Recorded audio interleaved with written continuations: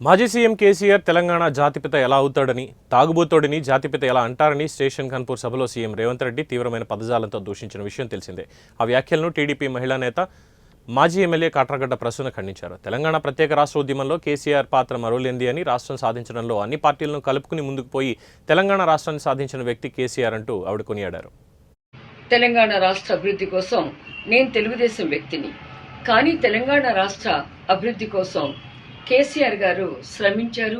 తెలంగాణ రాష్ట్రం ఏర్పరచడంలో అన్ని పార్టీలు పాత్ర పోషించాయి. అలా కానీ కేసీఆర్ గారి సారథ్యాన్ని కేసీఆర్ గారు, కోదండరాం గారు వహించారు.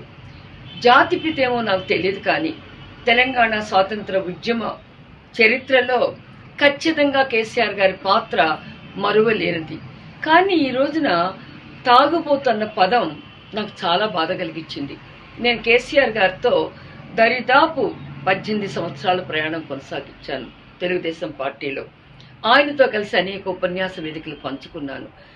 ఒక పర్సనల్ విషయాలని, ప్రతి వ్యక్తికి తాగే అలవాటు చాలా మందికి ఉంది తెలంగాణలో, కానీ దానిని రాజకీయాలకు ముడిపెట్టడం అన్నది మంచిది ఏమాత్రం కాదు.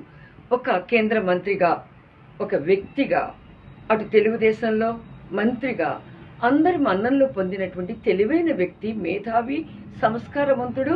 కొన్ని సమయాలలో ఆయన హాస్యమైనటువంటి మాటల్ని ఉండొచ్చు, కానీ వ్యక్తిగా అందరిలో కూడా మెన్నదగినటువంటి వ్యక్తి.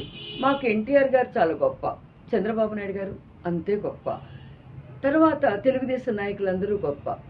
కానీ బీఆర్ఎస్ కూడా కేసీఆర్ గారు ఆ పార్టీ పెట్టినటువంటి మహోన్నతమైనటువంటి వ్యక్తి. ఆయన్ని ఆ పదజాలంతో కించపరచడం అన్నది నాకు నచ్చల.